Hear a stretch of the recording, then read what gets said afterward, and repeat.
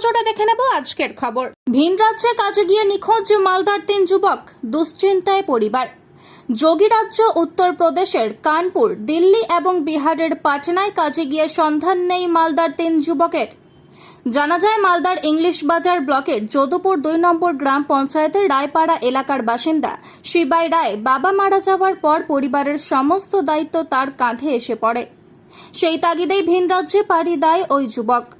গত 15 দিন আগে বিহারের পাটনায় কাজে গিয়েছিল সে। পরিবারের দাবি সেখানে কাজ করার সময় তার মোবাইল ফোন হারিয়ে যায়।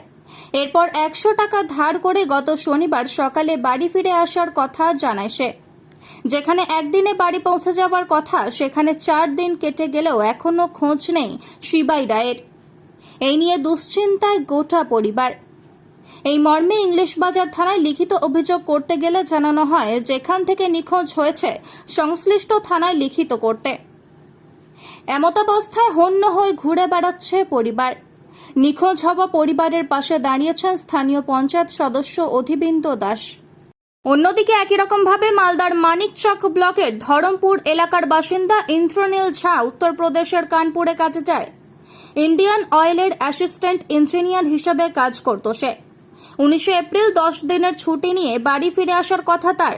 কানপুরের গঙ্গাঘাট বাস স্ট্যান্ডে নেমে টোটোতে করে রেল স্টেশনের উদ্দেশ্যে রওনা হয়েছিল ওই যুবক। সেই সময় মার সাথে শেষ কথা হয়েছিল, তারপর থেকে নিখোঁজ ওই যুবক।